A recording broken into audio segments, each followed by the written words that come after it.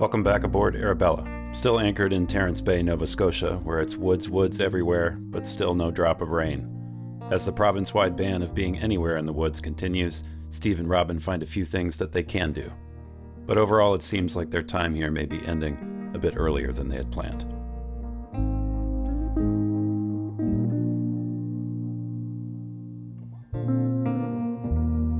Another perfect day, and we are not able to go in the woods. I just can't believe that we need rain to go climbing or mountain biking. It's so unusual. Yeah, it's my life experience has been the opposite. Praying that it wouldn't rain so that you could go, not praying that it would so you could. Yeah. Should we go do some things we are able to do today? Yeah, I think so. There's a Maritime Museum in Halifax that was highly recommended. I think that could be fun to check out. Yeah, let's do it. Kiva's gonna have to stay here. He doesn't like it when we leave him. He always wants to come, but this time he can't. You gotta stay here, man. You gotta guard the boat and keep the seagulls off it. All right? All right, you be good. Guard the boat.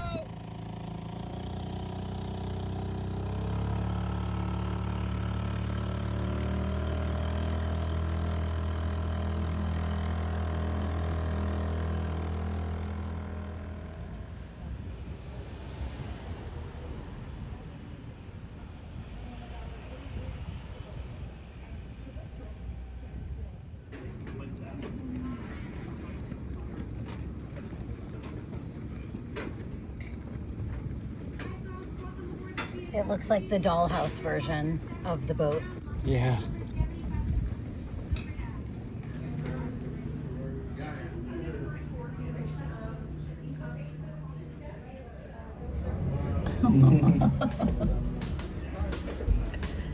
Am I taller than the dory? No. No? No. Oh, even with my hair? No.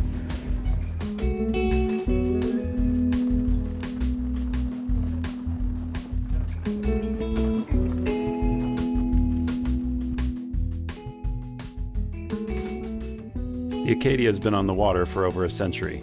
Launched in 1913 as Canada's first hydrographic survey vessel, her job was to update the 19th century surveys of Canada's rugged and hazardous coastline. Her first years of service improved the safety for commercial shipping and fishing immensely.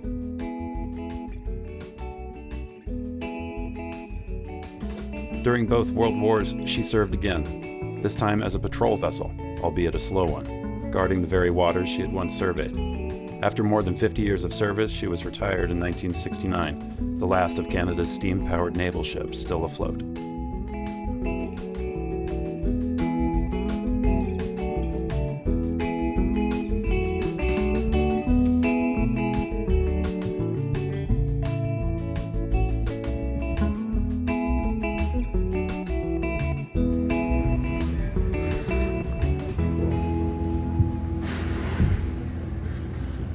See the pins holding the tenons in.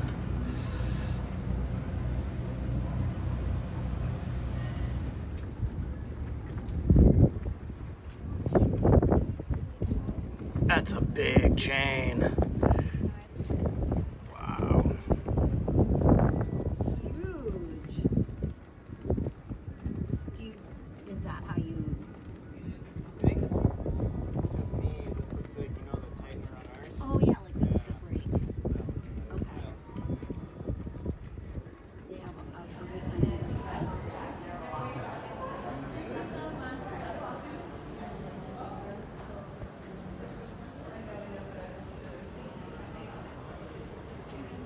Howard Blackburn, Joshua Slocum. So Slocum was the first person to single-hand solo around the world. Slocum sailed the wrong way from east to west against prevailing winds, which made his achievement all the more remarkable. Took him 3 years, and then this dude, Oh yeah. Howard Blackburn. If you want to read an unbelievable tale, you should read his tale. Holy smokes. You might notice his hands look a little bit different. He doesn't really have Doesn't any. have any. So You know, back in the day when they did like the Grand Banks schooner fishing, they would drop off the dories from the fishing Yeah. boats and you would line and then they would come back and pick you up. Yeah. So he was doing that and a storm came in the winter Right. and the boat didn't come back. Yeah. And he rowed back to, I think, Newfoundland I or thought Nova Newfoundland. Scotia, one of the two. And in his book, he talks about making the conscious decision to soak his hands Right. and let them freeze around the oars. And he's rowing and like chunks of his fingers are falling off because he can't feel them. And he's just unbelievable. And then he continued to go single hand sail. They don't make them like they used to.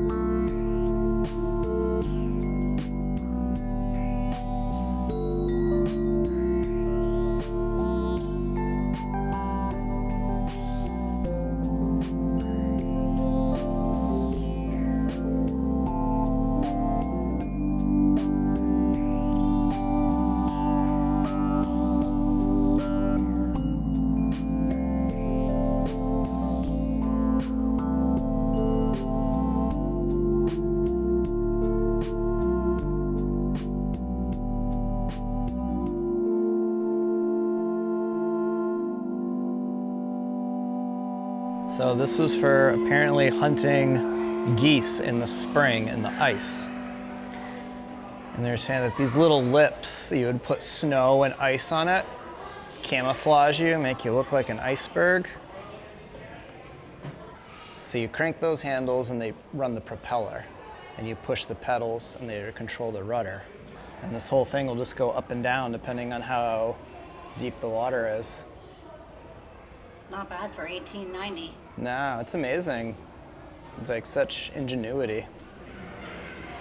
I know I've pretty emphatically said no more boat building, You have pretty emphatically said no more boat building. but I suppose if you wanted to build us a little doodad like this guy, To go ripping around in? yeah, Yeah. that'd be cool. Something like this but with electric would be cool. Yeah.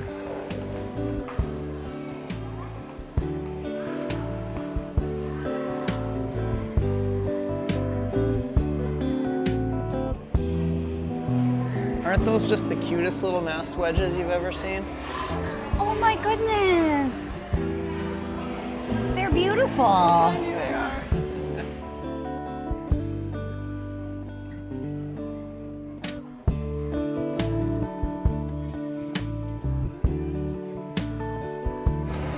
So cool.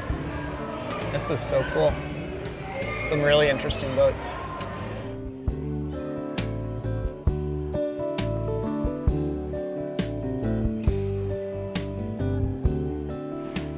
All right, one of these days we're gonna carve us a figurehead. Oh no, don't put that out to YouTube. Is it gonna be you or Akiva? Akiva, Akiva. for sure.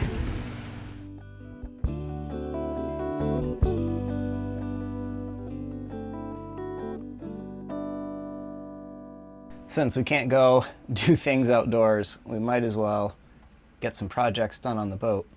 And one of the small little tasks that I've wanted to do is put a ceiling here, because if you put anything on the workbench and tip it back, down to the bilge it goes, which isn't like the end of the world. There's conduit that runs right down here, so that usually catches things. And if it makes it past the conduit, then it's a clear shot all the way down to the bilge, and you pull up the sole and you fish out whatever got sent down there. But it is a little bit of a pain, and I think it's time to close it up. We don't have really material on the boat to do that, so I went to the store and bought 2 little sheets of 1/4-inch red oak plywood here. And this will bend in there nicely, be really lightweight. Easy to take off to clean or do anything back there, inspect things. And maybe someday it'll make a nice pattern for doing it in cherry or mahogany or something. But For the time being, a little bit of plywood will do quite nicely. Before we fasten this plywood in, we'll give all of this a good scrub and clean. You can see where at some point since launch we had a couple little dribbles that made their way through. These are the upper cedar planks. This one apparently never got oiled, so we'll remedy that. And then here is our first oak plank. And I can't even get a fingernail between these. But other than being a little dirty and needing a good scrub, everything back here looks nice and tight and nothing to fret that I see. This is the ceiling in the four-peak locker. And it's just a piece of fiberglass shower surround, which for the ceiling that you don't see in the back of the lockers, I've been super happy with. But this you will see, so I think the plywood will look a little bit nicer. So we are square between the workbench and the bulkhead, but when we come in at the angle this is going to come in, we are no longer quite square. So we're going to have a couple inches to make up. We're going to need to do a little bit of an angle in there. And height, we're going to call it 15 for now. I want to end just shy of the clamp. I want a little bit of a gap there to allow some air to move around. But we want to come pretty close. So if we cut it to maybe we'll go 16 for now. We can trim a little bit off. It's always easier to take wood off than to add wood on. All right, so 16 there. Tuck it right back behind. 4 feet lands us here.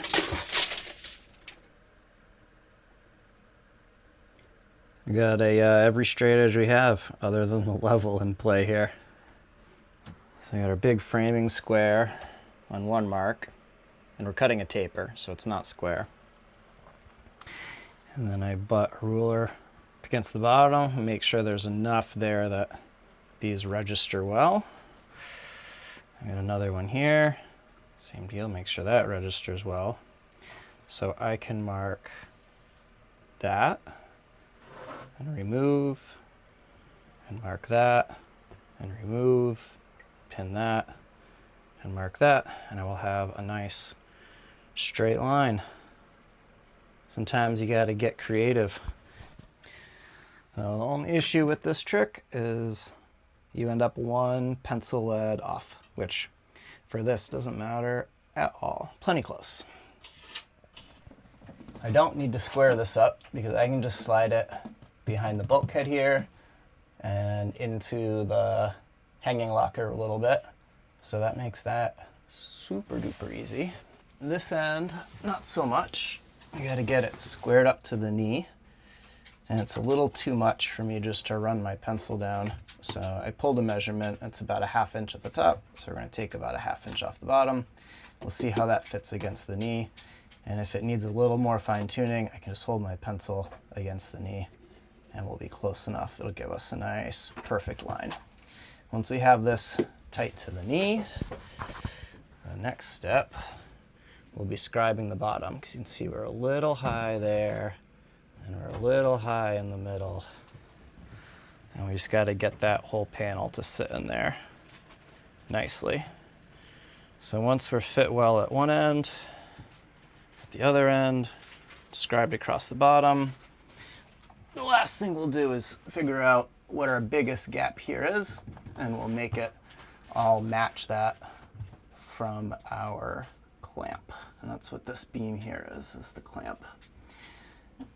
There's the clamp, and then there's the shelf. And in most bays, this is open to the deck. So any air can come up through the bilge between the frame bays and out through the top here, and essentially acts like a little bit of a chimney, because this gets warm and the bilge is cold, and that air circulates and flows back there. But in some places, we've got a knee, and if we seal this up to our clamp and our shelf, we essentially seal off the top of this frame bay.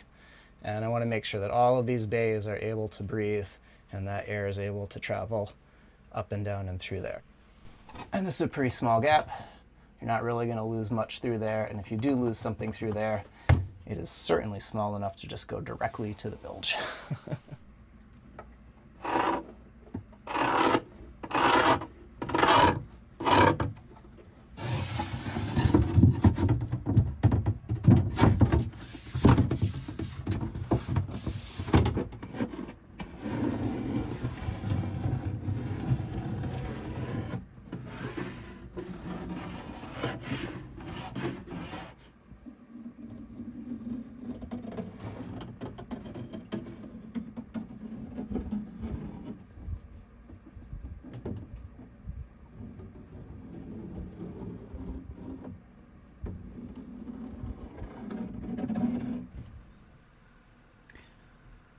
I think that'll do. It fits pretty snug in there. We've got one little hole where when we did the workbench, the maple wasn't quite long enough. Do you remember that, Wes? And we've got one little notch where one of the bolts had to go through when we put in the backing plates for the chain plates. But that's not a big deal. Anything small enough to get through that hole, we'll just go right to the bilge and we'll fish it out.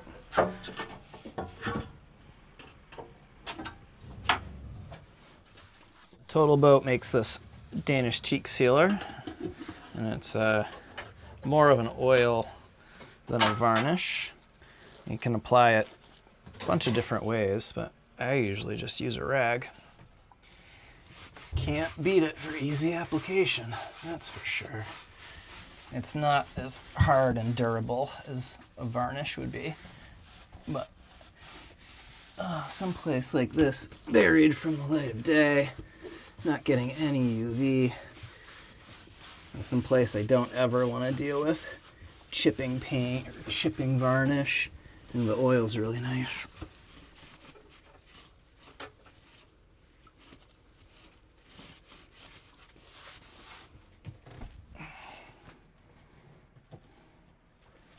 Even with the oil on it, Steve isn't crazy about the red oak plywood here, so he'll definitely be looking to replace this with something nicer down the road. But it'll keep guests' phones and Steve's tools from dropping into the bilge for now. We can't go climbing, we can't go biking, we can't go hiking, but we can go paddleboarding. And we were told that there's a secret beach not far from here that you need a small boat that can slip between some rocks to get there. So we're gonna go see if we can find said secret beach.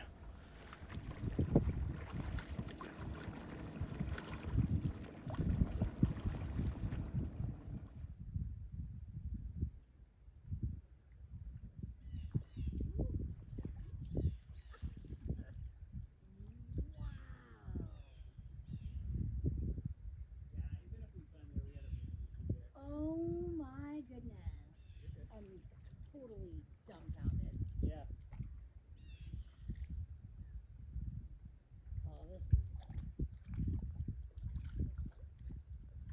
this is so cool, honey.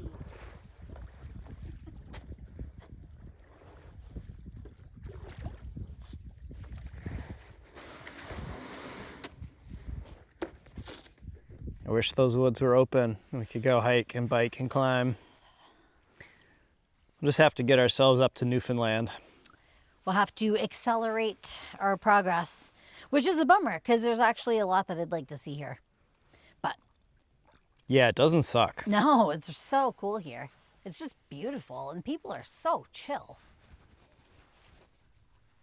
The water is as clear as anything we saw down south, but it is definitely colder.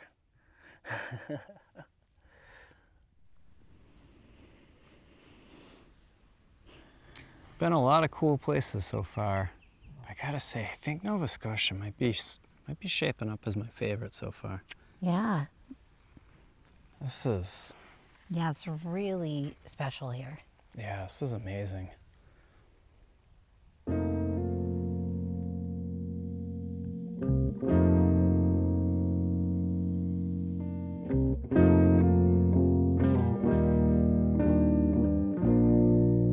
Next week, Arabella will leave Terence Bay and start making miles as the quest toward Newfoundland continues. Thanks for following the journey. These videos are made thanks to the support we get from our Patreon members. Click the link below to find out more about helping us keep Arabella and the channel going strong. Happy Friday to those that celebrate, and we'll see you back here next week.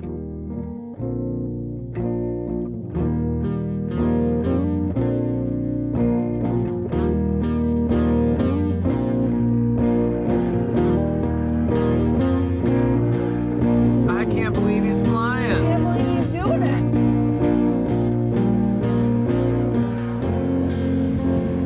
Dude, when was the last time you saw an inflatable fly? I am so impressed right now. Wow, he did it. That is crazy. He is literally flying in his Zodiac. A flying dinghy. Oh man.